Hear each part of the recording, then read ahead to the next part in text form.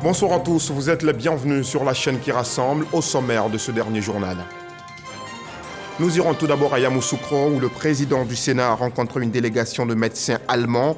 Ces experts de la santé du centre hospitalier universitaire de Fribourg sont en visite de travail en Côte d'Ivoire.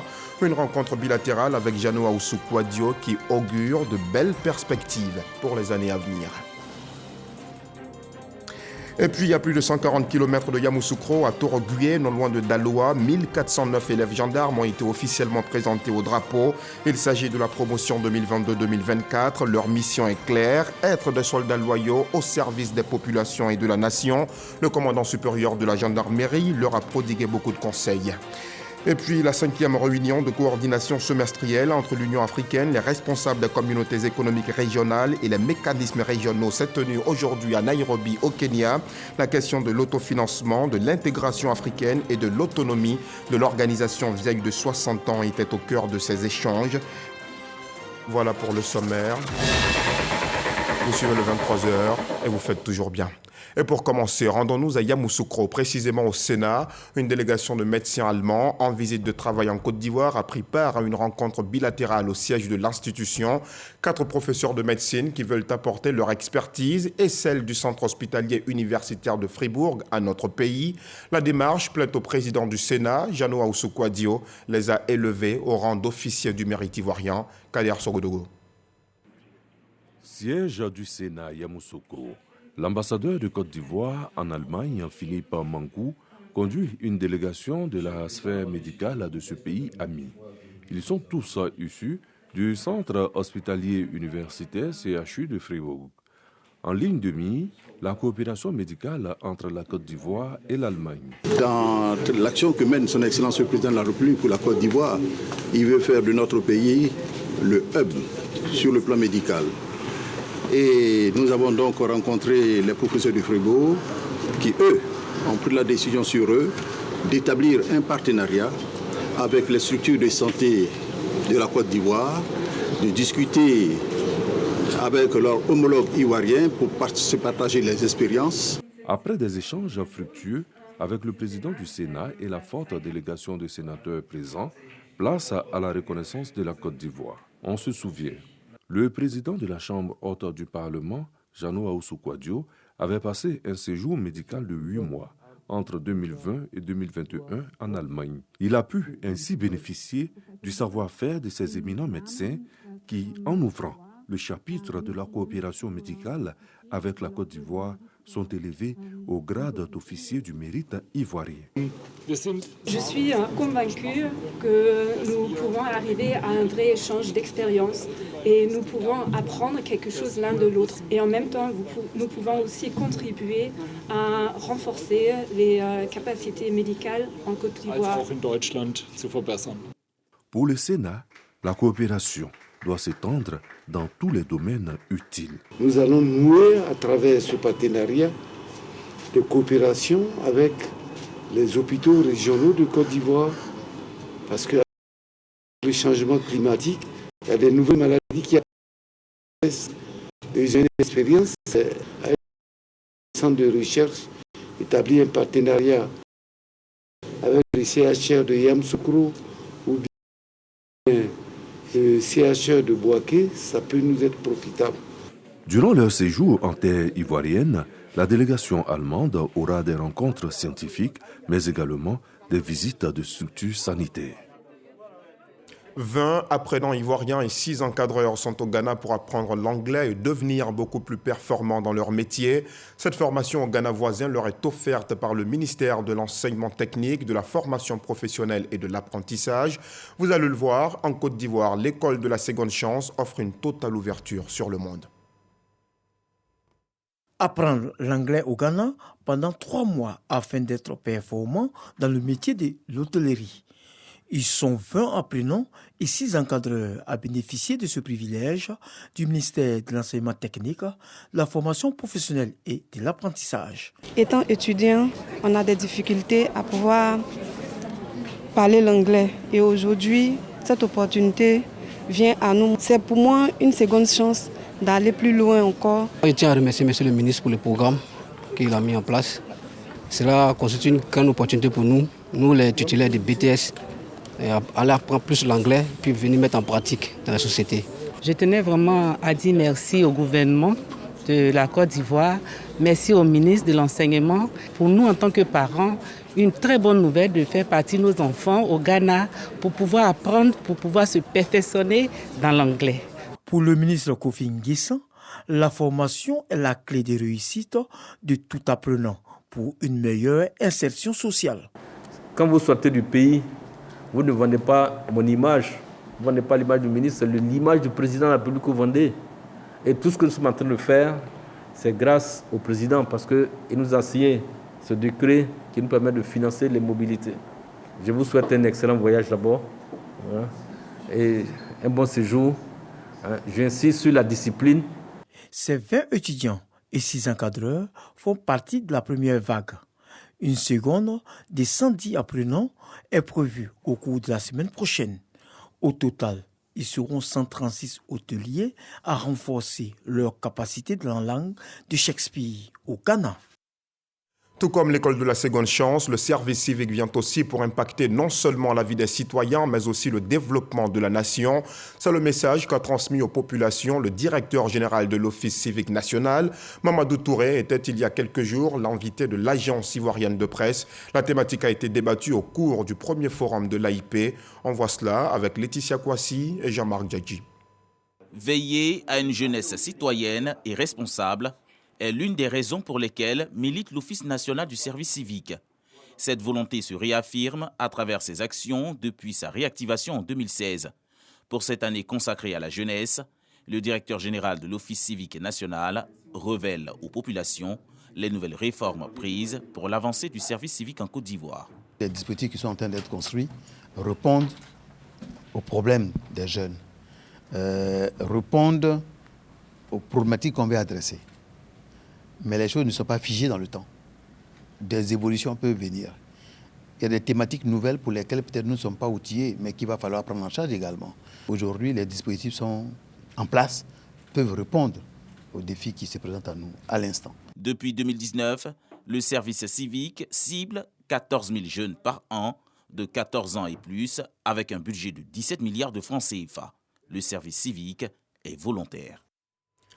Il faudra le civisme et bien plus à ces 1409 élèves gendarmes de Toro-Gué, non loin de Daloa, officiellement présentés au drapeau. Ces élèves sous-officiers, dont 91 filles, viennent d'acquérir les notions fondamentales de la gendarmerie nationale, un corps d'élite qui n'admet aucune compromission. Et d'ailleurs, vous allez le voir, le commandant supérieur de la gendarmerie nationale, Alexandre Apalo Touré, leur demande d'être des soldats loyaux au service des populations et de la nation. Walter Amadou Ouattara, Zakaria Traoré. Après 3 mois de formation militaire et d'instruction sur les notions fondamentales de la gendarmerie nationale, ces 1409 élèves sous-officiers, dont 91 filles, en première année issues de la promotion 2022-2024, sont présentés au drapeau. Le général de corps d'armée, Alexandre Apalo Touré, commandant supérieur de la gendarmerie nationale, revient sur le sens de cette cérémonie. En effet, il est de coutume que les jeunes citoyens qui ont choisi d'embrasser le métier des armes avant leur formation professionnelle passent par une forme de purgation. Cette étape décisive et déterminante dans la carrière de tout militaire dénommée formation commune de base marque la période au cours de laquelle les nouvelles recrues s'imprègnent des premières choses qu'il faut connaître avant de se faire appeler véritablement militaire. Le patron de la maréchaussée ivoirienne rappelle également aux nouvelles recrues les valeurs morales et professionnelles à adopter. Vous faites désormais partie de ceux qui ont la lourde tâche d'honorer et de défendre le drapeau national en tout temps, en tout lieu, en toutes circonstances, contre toute forme d'agression, et cela jusqu'au sacrifice suprême, c'est-à-dire la perte potentielle de votre vie. Venus pour soutenir les futurs gendarmes, parents et amis ont été gratifiés d'un défilé pédestre, comme il est de coutume en pareille circonstance. Dans un tout autre chapitre, la saison des pluies bat son plein depuis quelques semaines. Des averses druses et torrentielles qui ont occasionné quelques dégâts, majoritairement dans le sud du pays. Sommes-nous bientôt à la fin de la grande saison des pluies? Y a-t-il encore des mesures à adopter pour éviter des dégâts? Bref, où en sommes-nous plus exactement? Ce dimanche, l'invité du Dimanche Magazine, Daouda Konaté, directeur de la météorologie nationale, a répondu à ces questions sur le plateau du 13h en compagnie de Hamza Diaby. Suivons-en un extrait. Cette saison des pluies a été exceptionnelle pour 3 raisons. La première raison, elle a été précoce, étant donné qu'elle devait commencer en avril. Elle a commencé en mars avec des fortes pluies. La deuxième raison, elle est exceptionnelle parce qu'en intensité, comme je viens de le dire tantôt, nous avons recueilli près de 1500 mm de pluie, plus de 60% de la moyenne de la saison. Ensuite, elle a été exceptionnelle en termes de régularité des pluies. Vous avez constaté que nous avons eu des pluies pratiquement tout le temps. Ce qui a été vraiment préjudiciable aux nappes phréatiques, qui n'ont pas pu s'infiltrer, qui n'ont pas pu recueillir l'eau qui est arrivée. Donc ça fait que lorsqu'il en pleut encore plus pendant plusieurs jours, malheureusement, ça part dans les rues, dans les maisons, et ça fait des dégâts. Le pic est derrière nous. Le mois de juin est le pic de la saison des pluies. Mais la saison des pluies, la partie sud du pays, est en train de se calmer, mais la tendance est pour la partie nord du pays maintenant. Nous allons commencer à avoir des pluies fortes dans le nord du pays, donc nous invitons effectivement les populations à s'informer, à lire les bulletins de vigilance météorologique que nous diffusons pour tout le territoire national, pour qu'ils puissent maintenant, eux, au niveau de la partie nord du pays, prévenir les phénomènes extrêmes qui pourraient affecter. Déjà hier, nous avons eu une alerte au niveau du nord-est et du centre du pays. Alors, lorsqu'on termine la grande saison des pluies, on rentre dans la petite saison sèche. Vous allez voir que au mois d'août, il va avoir fait très froid, les températures vont baisser. Les deux saisons, la grande saison des pluies et la petite saison des pluies. En fait, la petite saison des pluies, c'est en termes de durée de 2 mois de pluie, et après on rentre dans la grande saison sèche. Au Maroc, depuis quelques jours, des élus locaux, des commerçants, mais aussi plusieurs ministères techniques ivoiriens séjournent dans la région de Rabat. Ils s'inspirent du modèle marocain dans la construction et la gestion des marchés de gros. Une visite qui s'inscrit dans le cadre d'une mission de benchmark pour la réalisation des futurs marchés de gros en Côte d'Ivoire, comme nous le montre Mamadou Kouassi. Sur ce site de la ville de Rabat, dans la capitale marocaine, est en construction un marché de gros, de fruits et de légumes. Cette infrastructure est la 38e du même type dans le royaume chérifien pour faciliter le commerce des produits locaux. C'est sur une superficie de 25 hectares. On est maintenant en phase de finition. Donc bientôt le projet sera livré. Le chantier reçoit la visite d'une délégation ivoirienne conduite par Mahaman Ouattara du projet de développement de la chaîne des valeurs du vivrier, du ministère d'État, ministère de l'Agriculture et du Développement rural. Au nombre de cette délégation, des autorités traditionnelles, des présidentes des fédérations de marché, des producteurs, des représentants des ministères techniques ainsi que des élus. Tous venus s'inspirer du modèle marocain dans la construction et la gestion des marchés de gros. Nous, on est dans la phase des études de faisabilité des 3 marchés de gros qu'on veut construire en Côte d'Ivoire. Il s'agit du marché de gros d'Abidjan, marché de gros d'Abengourou et du marché de gros de Daloa. Ce sont au total 11 marchés de gros qui seront construits en Côte d'Ivoire. Et le modèle marocain pourrait bien inspirer les autorités ivoiriennes. Avant cette étape, la délégation ivoirienne a visité plusieurs structures, dont des ministères techniques, pour comprendre la gestion administrative et juridique des marchés de gros. Au niveau du Maroc, on a 38 marchés de gros actuellement. Aussi, il y a toute une réforme derrière avec l'ensemble des partenaires, en particulier le ministère de l'Intérieur et le ministère de l'Agriculture, pour donner une vision d'ensemble pour les marchés de gros. Et donc, il y a tout un travail qui a été fait en amont, à savoir un schéma d'orientation qui a été réalisé avec nos partenaires de l'Intérieur et de l'Agriculture, qui prévoit la mise en place de 34 marchés dans le futur. Au programme de cette visite au Maroc, plusieurs rencontres et des échanges avec les différents acteurs du commerce et de l'agriculture. Retour chez nous en Côte d'Ivoire où le groupe RTI est à pied d'œuvre pour offrir des vacances de rêve aux enfants. La télé-réalité musicale 1 à 12 revient sur nos antennes. La saison 4 s'annonce riche en couleurs. Elle a démarré le samedi 1er juillet dans la commune d'Assini Mafia. Et cette saison, nos tout-petits seront encadrés dans des conditions très améliorées à Assini Mafia justement. Un cadre paisible depuis lequel ils feront montre de tout leur génie. Khalil Diomandé et Herman Guivet nous plongent dans la très prometteuse saison 4. Assini Mafia, cité balnéaire située au sud-est de la Côte d'Ivoire. C'est sur cette commune au paysage paradisiaque et luxuriant que la RTI et son partenaire Yes Communication ont porté leur choix pour la réalisation de la saison 4 de la télé-réalité 1 à 12. À leur arrivée à Assini Mafia, les équipes de production de l'émission 1 à 12 marquent d'abord une halte à la chefferie. Question d'obtenir l'adhésion des man et présenter les candidats de la saison 4.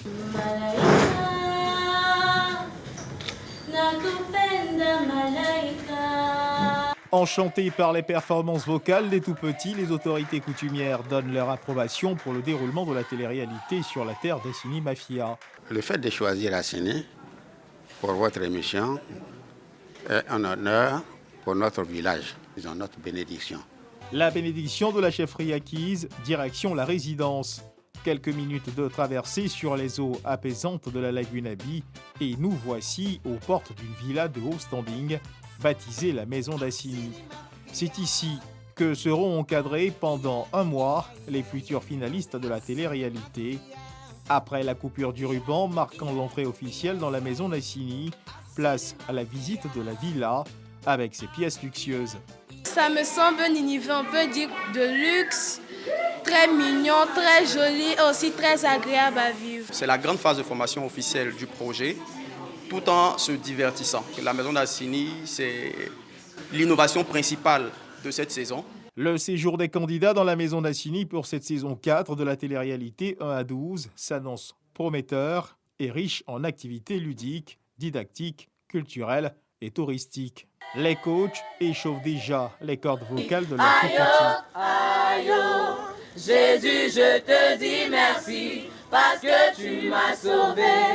Depuis 4 ans maintenant, Drissa Traoré, député de Wongolo-Dougou, parraine cette télé-réalité dédiée aux enfants.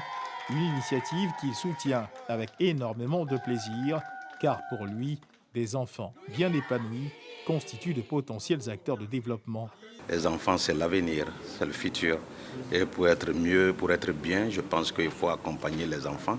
Et nous sommes prêts pour faire tout ce que nous pouvons, nous ferons pour ces enfants. Je suis heureux que ce soit Assini, cette 4e saison, et je pense que ce sera la plus belle des saisons. La télé-réalité 1 à 12 sera diffusée sur les antennes de la RTI 1 à partir du mois d'août. La grande finale se tiendra le 25 décembre. Comme pour dire que les vacances de rêve, c'est tout simplement sur RTI et nulle part ailleurs. Le développement du tourisme à Grand Laou va s'accélérer avec le projet Aire de repos et de loisirs à Alassane Ouattara. La pose de la première pierre de ces infrastructures s'est déroulée ce samedi à Yokoboué, une étape très importante vers le développement touristique de toute la région du Lodjibois. C'est ce que nous dit Patricia Oumouitia.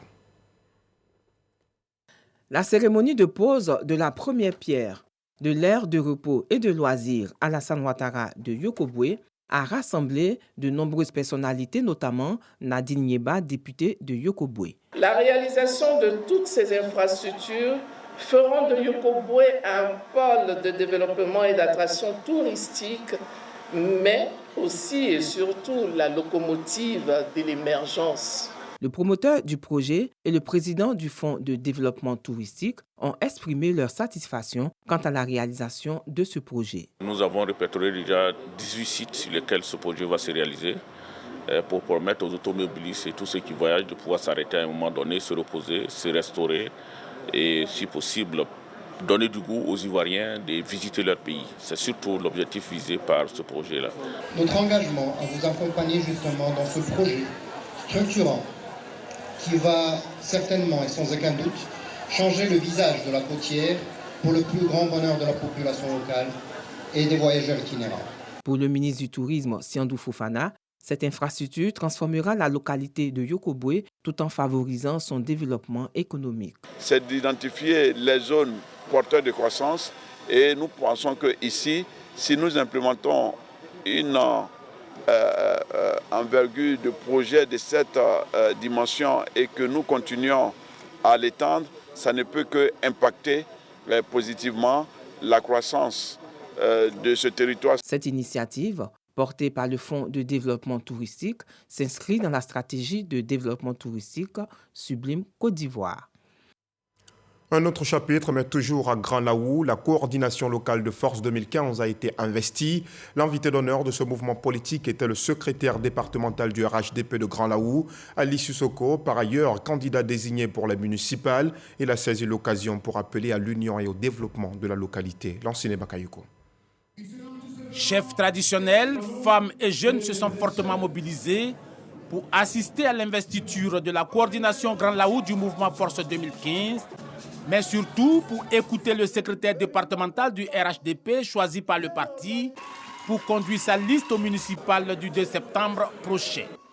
Ali Sissoko appelle à l'union et au rassemblement. Une mobilisation dans la cohésion, dans la consolidation de la fraternité et au-delà de ça, demander à nos jeunes de nous aider.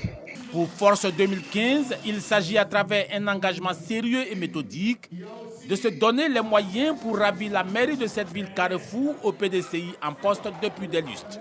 Ali Sissoko, lui, a dans son sac beaucoup de projets dont la réalisation devrait accroître le dynamisme économique des populations et donner une vitalité nouvelle à Grand Laou. Laou regorge de potentialités touristiques, tourisme balnéaire, tourisme écologique, tourisme même des affaires. Nous aurons bientôt un port de pêche avec l'ouverture de l'embouchure.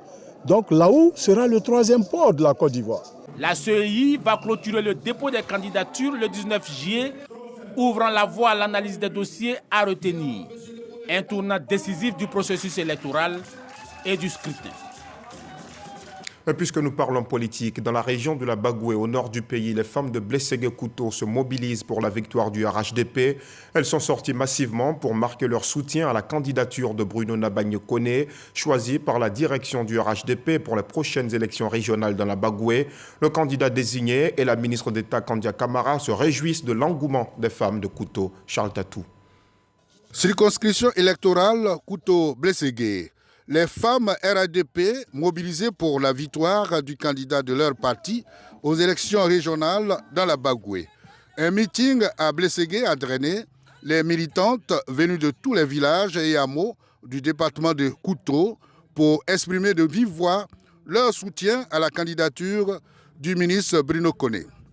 Pour la marraine de la cérémonie, Koné Ami, épouse Vagondo, les femmes adhèrent au choix porté sur Bruno Nabagne-Koné. Monsieur le ministre, vous êtes déjà vainqueur de cette élection. Car quand des femmes portent votre candidature, la victoire est un acquis. Honoré par ce soutien, le ministre Bruno Nabagne-Koné est revenu sur le discours du chef de l'État Alassane Ouattara, président du RHDP. Message en faveur de la victoire de tous les candidats engagés par le parti avant de dévoiler son ambition pour la Bagoué. Notre ambition est de porter cette région à un autre niveau. Notre ambition, c'est de faire en sorte que demain, quand on parlera de la Bagoué, on n'en parlera plus comme l'une des régions les plus pauvres de Côte d'Ivoire. Nous comptons travailler sur tous ces chantiers concomitamment, parce que nous en avons la capacité. Invité spécial de la cérémonie, la ministre Kandia Camara, vice-présidente du directoire du RHDP, se réjouit de l'engagement des femmes de Couteau. Comment ne pas être en joie quand je vois ce tableau-là? Quand je vois comment le RHDP, mon parti, le parti d'Alassane Ouattara se porte bien et même très bien ici à Blességué. La Bagoué a besoin d'aller de l'avant. Les hommes et les femmes de la Bagoué ont besoin qu'on améliore encore et encore leurs conditions de vie et de travail. Et c'est cette mission-là que le président Alassane Ouattara a confié à Koné Bruno. Des dons en nature et en espèces aux femmes. Un geste de l'épouse du général Wagondo, soutenu par un autre venant du ministre Bruno Nabagné-Koné, qui annonce la mise en place de 2 fonds pour les femmes et les jeunes, portant sur la somme de 200 millions de francs CFA. En religion, le diocèse de Katiola a un nouvel évêque depuis le 13 mai 2023. Il a été nommé par sa sainteté, le pape François. La cérémonie d'ordination épiscopale, elle, s'est déroulée hier samedi à la cathédrale Saint-Jean d'Arc de la capitale du Hambol. Au nombre des invités, le ministre des Sports Paulin-Claude Danho, représentant le chef de l'État Alassane Ouattara, Grace Kando. Le diocèse de Katiola, au centre nord de la Côte d'Ivoire, prend en compte 2 régions, Hambol et Tchologo. Il est resté sans évêque à plus de 2 ans. Cette circonscription ecclésiastique a son nouvel évêque, Monseigneur Honoré Begré Dakba, nommé le 13 mai 2023 par le pape François. Son ordination épiscopale et sa prise de possession canonique ont eu lieu à la cathédrale Saint-Jean d'Arc de Katiola par Jean-Pierre Cardinal Coutois. Le ferment de notre action sera de mettre le Christ au centre de tout. Demandons toujours la grâce de laisser grandir le Christ dans les cœurs, les cultures, les maisons. Travaillons davantage à le faire connaître à ceux et celles qui le cherchent. Regardons l'humilité de Dieu. Une célébration qui a enregistré la participation de plusieurs personnalités et cadres de la région, dont le vice-président de la République, représenté pour la circonstance par son conseiller diplomatique, l'ambassadeur Fana Kofi. Le président de la République, Alassane Ouattara, était représenté par le ministre des Sports, Paulin-Claude Danho. Le diocèse de Katiola compte 22 paroisses, 3 quasi-paroisses, 63 prêtres et une vingtaine de religieuses. Pour soutenir le nouveau prélat dans sa pastorale, le président de la République lui a offert un véhicule de type 4x4 et une enveloppe de 25 millions de francs CFA. Nous sommes venus marquer la proximité du président de la République avec les populations et la communauté catholique.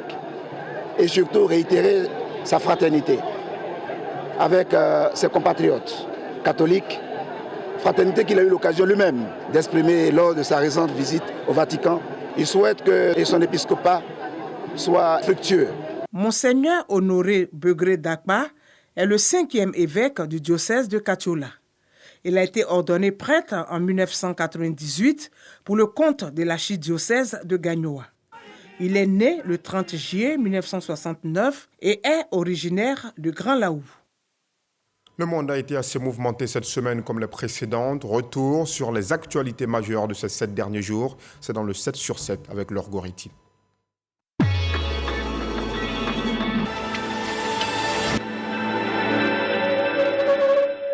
Faute d'accord à l'ONU, le mécanisme d'aide humanitaire transfrontalier à la Syrie est arrivé à expiration lundi. Le mécanisme permet d'acheminer depuis la Turquie denrées et médicaments à des millions d'habitants des zones rebelles en Syrie. Le Conseil de sécurité peine encore à trouver un compromis. Il y a 2 semaines, 3 embarcations partaient d'une ville côtière du sud du Sénégal vers l'archipel espagnol des Canaries, avec à leur bord 300 migrants. Depuis, les embarcations restent introuvables, même malgré les recherches des services espagnols. Le président centrafricain Touadéra a officiellement déposé le projet de la nouvelle constitution. Il reformule plusieurs dispositions dont la durée du mandat présidentiel qui passe de 5 à 7 ans, sans limitation de nombre de mandats. Le procureur de la CPI, Karim Khan, annonce au Conseil de sécurité des Nations Unies l'ouverture d'une enquête sur les possibles nouveaux crimes de guerre au Darfour. D'après la juridiction, la hausse des violences dans le pays après 3 mois de conflit suscite de grandes préoccupations. L'Inde a lancé une fusée vers la Lune. C'est la seconde fois que le pays tente de rejoindre le club très fermé des pays ayant réussi un alunissage contrôlé. Des casseroles ont retenti samedi soir à Dakar et dans plusieurs localités à l'appel de Ousmane Sonko. Candidat à la présidentielle de 2024, il entendait par cette manifestation protester contre l'interdiction de son meeting pour risque de troubles à l'ordre public. Plusieurs chefs d'État et de gouvernement sont à Nairobi pour la 5e réunion de coordination semestrielle entre l'Union africaine, les communautés économiques régionales et les mécanismes régionaux. La rencontre se tient dans un contexte de crise pour plusieurs pays africains.